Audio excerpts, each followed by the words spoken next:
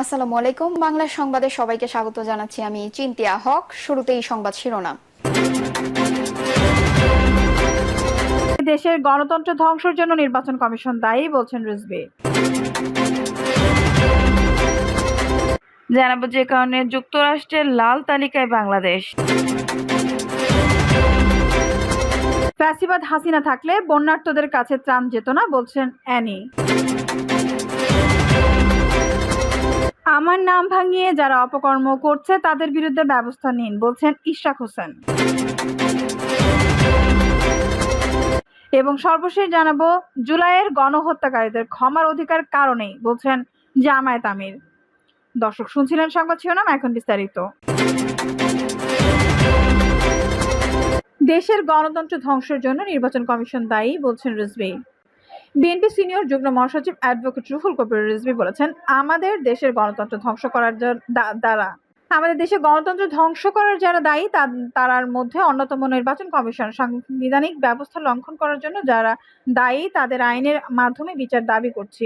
আইনের কাঠগড়ায় দাঁড় করানো উচিত। রুহুল কবির রিজভী বলেন, এক ভয়াবহ দানবের পতন হয়েছে। পৃথিবী কাঁপানো শিশু কিশোরদের আন্দোলনের মধ্য দিয়ে এই আন্দোলন ধারাবাহিকভাবে চালিয়ে আসছে বিএনপি। ২০ দলীয় জোটের সমমনা জোটগুলো ৫ আগস্টের একটি পটভূমির মধ্য দিয়ে স্বৈরাচার শেখ হাসিনা পতন হয়েছে। স্বৈরাচারের দোসরদের সাথে আঁতাত করা মানে শহীদদের রক্তের সঙ্গে সম্পূর্ণভাবে বেআইনি করা জানিয়ে রিজভী বলেন, আমাদের দল এমন একটি রাজনৈতিক দল যার সঙ্গে স্বাধীনতা ও গণতন্ত্রের গভীর সম্পৃক্ততা রয়েছে। সব ধর্মের প্রতি শ্রদ্ধা রয়েছে আমাদের। তিনি বলেন, একটি রাজনৈতিক দলের নেতারা অতীতে আঁতাত করে তাদের রেকর্ড আছে, তারা ক্ষমার কথা বলেছেন। গণহত্যাকারীদের কিসের ক্ষমা?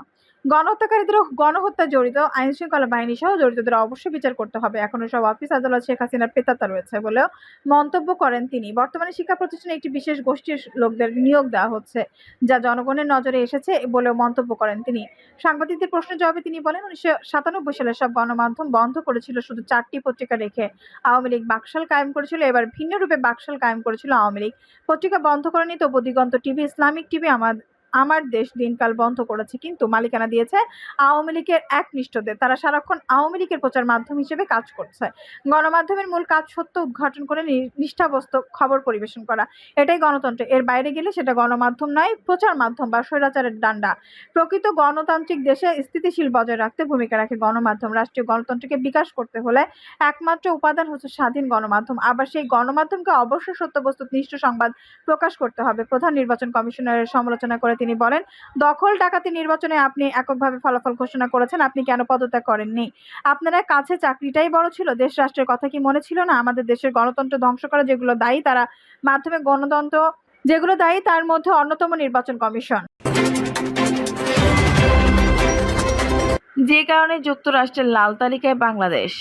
মার্কিন নাগরিকদের জন্য ঝুঁকিপূর্ণ ২১ দেশের তালিকা প্রকাশ করেছে যুক্তরাষ্ট্র। এতে বাংলাদেশের নামও রয়েছে। এতে জানানো হয়, লাল তালিকাভুক্ত ২১টি দেশের জন্য চতুর্থ পর্যায়ের ভ্রমণ সতর্কতা জারি রয়েছে। এটি যুক্তরাষ্ট্রের সর্বোচ্চ পর্যায়ের ভ্রমণ সতর্কতা।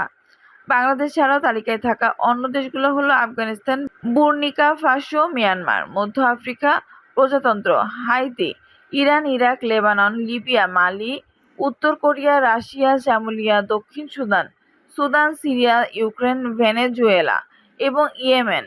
অন্যদিকে গত ৫ আগস্ট জনরোষে পদত্যাগ করে দেশ থেকে পালান সাবেক প্রধানমন্ত্রী শেখ হাসিনা। এর পরদিন মার্কিন দূতাবাসের ওয়েবসাইটে চতুর্থ ধাপের ভ্রমণ সতর্কতা জারি করা হয়। ওই সতর্কবার্তায় বলা হয়েছিল, বেসামরিক অস্থিরতা, অপরাধ ও সন্ত্রাসবাদের ঝুঁকির কারণে বাংলাদেশ ভ্রমণ করবেন না। এতে আরও বলা হয়, এই সময় স্বল্প বা আগাম সতর্কতা ছাড়াই সন্ত্রাসী হামলা হতে পারে। তাই মার্কিন নাগরিকদের পরবর্তী নির্দেশ না দেওয়া পর্যন্ত এই দেশগুলো ভ্রমণ না করতে পরামর্শ দেওয়া হয়েছে। সতর্কবার্তায় বলা হয়, দেশগুলোতে বিশেষ করে পর্যটন গন্তব্য, বাস, ট্রেন স্টেশন, বাজার ও শপিং মল, রেস্তোরাঁ, ধর্মীয় স্থান, স্কুল, ক্যাম্পাস এবং সরকারি স্থাপনা ক্রমান্বয়ের লক্ষ্যবস্তু হতে পারে। তাই মার্কিন নাগরিকরা যেন সতর্ক থাকে।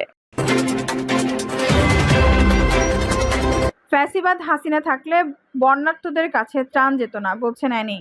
বিএনপির যুগ্ম মহাসচিব শহীদ উদ্দিন চৌধুরী অ্যানি বলেছেন, সরকারের হাত অনেক লম্বা, সরকার যা করতে পারবে আমরা তা করতে পারবো না। আজকে যদি ফ্যাসিবাদ হাসিনা থাকতো, ত্রাণ বন্যার্তদের কাছে যেত না। অতীতে যেভাবে লুণ্ঠন হয়েছে, ডাকাতি হয়েছে, দুর্নীতির মাধ্যমে লুটপাট হয়েছে, ঠিক তাই হতো। কিন্তু এখন দেশে একটি অন্তর্বর্তীকালীন সরকার রয়েছে। এই সরকার ইচ্ছে করলেই আপনাদের ঘরে ঘরে ত্রাণ পৌঁছাতে পারে। অ্যানি আরও বলেন, প্রফেসর ডক্টর মোহাম্মদ ইউনূস, আপনি অত্যন্ত সজ্জন ব্যক্তি, সম্মানিত ব্যক্তি। আন্দোলনের পর থেকে আমরা এখন পর্যন্ত আপনাকে সহযোগিতা করে যাচ্ছি। আগামী দিনে এই বৃহত্তর নোয়াখালী তথা আমাদের এই লক্ষ্মীপুরে আপনি ব্যাপকভাবে আমাদের বানভাসী মানুষের পাশে দাঁড়াবেন, সাহায্য সহযোগিতা করবেন, ঘরে ঘরে ত্রাণ পৌঁছে দেবেন, এই আহ্বান করি। তিনি আরো বলেন, তারেক রহমানের নির্দেশ ও খালেদা জিয়ার পরামর্শে আমরা বন্যার্তদের পাশে দাঁড়িয়েছি। এই বন্যার পানি বৃষ্টির নয়, এটি ঢলের পানি। ভারত 1.5 থেকে 2 কিলোমিটার বাঁধ কেটে দেওয়ার প্রথমে ফেনীর মুহুরী নদীতে প্রবাহিত হয়েছে। পানির স্রোতে ফেনী সর্বপ্রথম ভেসে যায়, এরপর নোয়াখালী, লক্ষ্মীপুর হয়ে সেই পানি প্রবাহিত হয়েছে মেঘনা নদীতে। লক্ষ্মীপুর জেলা প্রত্যন্ত অঞ্চল এখনো পানিতে ডুবে আছে, পানি সম্পূর্ণ নেমে যায়নি। পানি নেমে যাওয়ার মধ্য দিয়ে এখনকার মানুষ দীর্ঘদিন কঠিন অবস্থার মধ্যে থাকবে। পচগলার রোগ জীবাণু আমাদের ভীষণ পীড়া দেবে। আমার নাম ভাঙিয়ে যারা অপকর্ম করছে তাদের বিরুদ্ধে ব্যবস্থা নিন, বলছেন ইশরাক হোসেন। বিএনপির আন্তর্জাতিক বিষয়ক কমিটির সদস্য ইঞ্জিনিয়ার ইশরাক হোসেন বলেছেন, আমার নাম ভাঙিয়ে রাজধানী সহ বিভিন্ন স্থানে যারা চাঁদাবাজি, দখলদারিত্ব সহ নানা অপকর্ম করছে আসছে তাদের বিরুদ্ধে ব্যবস্থা নেওয়ার জন্য প্রশাসনের কাছে অনুরোধ রইল। ইশরাক হোসেন বলেন, গত কয়েকদিন ধরেই বিভিন্ন গণমাধ্যমে আমাকে জড়িয়ে নানাভাবে অপপ্রচার চালানো হচ্ছে যে রাজধানীর বিভিন্ন স্থানে একটি গোষ্ঠী বা কতিপয় দুর্বৃত্ত আমার নাম ভাঙিয়ে চাঁদাবাজি, দখলদারিত্ব সহ বিভিন্ন অপরাধমূলক কর্মকাণ্ড চালিয়ে আসছে। বিশেষ করে ঢাকা দক্ষিণ সিটি কর্পোরেশন এলাকায় বিভিন্ন মার্কেট, ব্যবসা প্রতিষ্ঠান দখল, চাঁদাবাজি ও নগর ভবনের বিভিন্ন কর্মকর্তা কর্মচারীদেরকে ভয়ভীতি দেখিয়ে আসছে। এমনকি ঢাকা দক্ষিণ সিটি কর্পোরেশনের সাবেক ভারপ্রাপ্ত প্রধান প্রকৌশলী আশিকুর রহমানকে জোরপূর্বক পুনরায় বসানোর পেছনে আমার ইন্ধন রয়েছে বলেও বিভিন্ন গণমাধ্যমে সংবাদ প্রচার করে আসছে। তিনি বলেন, এ বিষয়ে আমি স্পষ্টভাবে বলতে চাই, এই ধরনের অপকর্মে আমার ন্যূনতম কোনো সম্পৃক্ততা নেই। আমার নাম ভাঙিয়ে এটি চক্র এখনো অপপ্রচার চালাচ্ছে। যারা আমার নাম ভাঙিয়ে এসব অপরাধমূলক কর্মকাণ্ড করে আসছে আমি তাদেরকে চিনি না। পাশাপাশি দখলদারিত্ব, টেন্ডারবাজি সহ যারা বিভিন্ন ধরনের অপরাধমূলক কর্মকাণ্ড করছে আমি তাদের বিরুদ্ধে আইনানুগ ব্যবস্থা নিতে ঢাকা দক্ষিণ সিটি কর্পোরেশন প্রশাসনকে বিশেষভাবে অনুরোধ জানাচ্ছি। বিএনপির নাম পরিচয় দিয়ে কোনো নেতাকর্মীর এসব কর্মকাণ্ড জড়িত থাকার প্রমাণ পাওয়া গেলে তাদের বিরুদ্ধে দলীয় ব্যবস্থা নেওয়ারও আহ্বান জানাই। জুলাইয়ের গণহত্যাকারীদের ক্ষমার অধিকার কারণেই, বলছেন জামায়াত আমির। কোটা সংস্কার আন্দোলন থেকে শুরু করে শেখ হাসিনার নেতৃত্বাধীন সরকারের পতন পর্যন্ত তৎকালীন আওয়ামী লীগ সরকার সুস্পষ্ট গণহত্যা চালিয়েছে বলে মন্তব্য করেছেন বাংলাদেশ জামায়াত ইসলামের আমির ডক্টর শফিকুর রহমান। তিনি বলেন, এই গণহত্যাকারীদের সঙ্গে জড়িতদের ক্ষমা করার অধিকার কারণেই, এছাড়া প্রতিশোধ নেব না বলে আইন নিজেদের হাতে তুলে নেওয়া হবে না, এমনটাই বোঝানো হয়েছিল অনুষ্ঠানে। প্রধান অতিথির বক্তব্যে ডক্টর শফিকুর রহমান বলেন, ছাত্র সমাজ এই আন্দোলন শুরু করলে পরবর্তী সময়ে সব শ্রেণী পেশার মানুষ এই আন্দোলনে সম্পৃক্ত হয়ে গিয়েছিল। কোলের 1.5 মাসের শিশু থেকে শুরু করে 90 বছরের বৃদ্ধাও এই আন্দোলনে রাস্তায় নেমে এসেছিল। মা তার 1.5 মাসের বাচ্চাকে নিয়ে রাস্তায় নেমে এসেছিল। তাকে প্রশ্ন করা হলে তিনি বলেছিল, হাজারো মায়ের শিশু যেখানে অধিকার আদায় রাস্তায় নেমে এসেছে, আমার আর বড় শিশু নেই, থাকলে পাঠিয়ে দিতাম, আমার তো আর বড় সন্তান নেই, তাই কোলের শিশুকে নিয়ে এসেছি। তিনি বলেন, তাদের পরিকল্পনা ছিল সরকার টিকিয়ে রাখতে হবে, মানুষ যা মারা যাবে কোনো অসুবিধা নেই, এজন্য শুধু স্থলভাগেই গুলি ছোড়েনি, আকাশ থেকেও গুলি ছুড়ে মানুষ হত্যা করা হয়েছে। এমন কিছু এদেশের মানুষকে দেখতে হবে, তার জন্য আমরা প্রস্তুত ছিলাম না। এই সময় ইন্টারনেট বন্ধ করে দিয়ে যাদের হত্যা করা হয়েছে তাদের মরদেহ গুম করা হয়েছে। আশুলিয়ার ঘটনা দেখেছেন, সেখানে ভ্যানের উপর মরদেহের স্তূপ, সেখানে ধরিয়ে দেওয়া হয়েছে আগুন। আমরা কোনো সভ্যতায় বসবাস করছি। এসব ঘটনা যারা ঘটিয়েছে আমরা সরকারের কাছে আবেদন জানাবো, তাদের অবশ্যই বিচারের আওতায় আনতেই হবে। এই গণহত্যা ক্ষমা করার অধিকার কারণে এই বিগত 15.5 বছরের কষ্টের কথা উল্লেখ করে তিনি বলেন, দল হিসেবে আমার সঙ্গে যে বৈরী আচরণ করা হয়েছে, আমাদের নিবন্ধন কেড়ে নেওয়া হয়েছে, আমাদের অফিস কেড়ে নেওয়া হয়েছে, স্বস্তির সঙ্গে আমাদের চলতে দেওয়া হয়নি, দফায় দফায় নির্যাতন করা হয়েছে বিভিন্নভাবে, শেষ পর্যন্ত দিশেহারা সরকার আমাদের নিষিদ্ধ করে তাদের কলিজা ঠান্ডা করেছে। আমরা বলেছি যে আমরা প্রতিশোধ নেব না, এর মানে হচ্ছে আমরা আইন হাতে তুলে নেব না, কিন্তু সুনির্দিষ্ট অপরাধ যিনি করেছেন তার বিরুদ্ধে মামলাও হবে, তাকে শাস্তি পেতে হবে, গণহত্যার বিচার করতে হবে, আবার 15.5 বছর ধরে যেসব অপরাধ করা হয়েছে তারও বিচার করতে হবে। শাপলা চত্বরে যা হয়েছে তা আওয়ামী লীগের এমপি মন্ত্রীরা নিজ মুখে স্বীকার করেছেন। মন্তব্য করে ডক্টর শফিকুর রহমান বলেন, তারা হুমকি দিতেন, বাড়াবাড়ি করলে শাপলা চত্বরের অবস্থা হবে।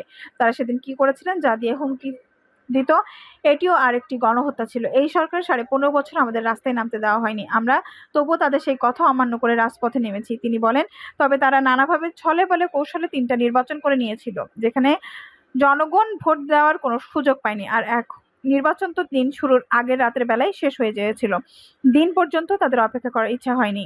আর একজন নির্বাচন তো দিন শুরুর আগে রাতের বেলায় শেষ করে দিয়েছিলেন, কিন্তু দিন পর্যন্ত তাদের অপেক্ষা করার ইচ্ছা হয়নি। দর্শক, এই ছিল এখনকার সর্বশেষ সংবাদ। নিউজটি ভালো লাগলে অবশ্যই একটা লাইক দিন, কমেন্টে আপনার মূল্যবান মতামত জানান। সবসময় আমাদের পাশে থাকতে সাবস্ক্রাইব করে বেল বাটনটি অন করে রাখুন। ধন্যবাদ।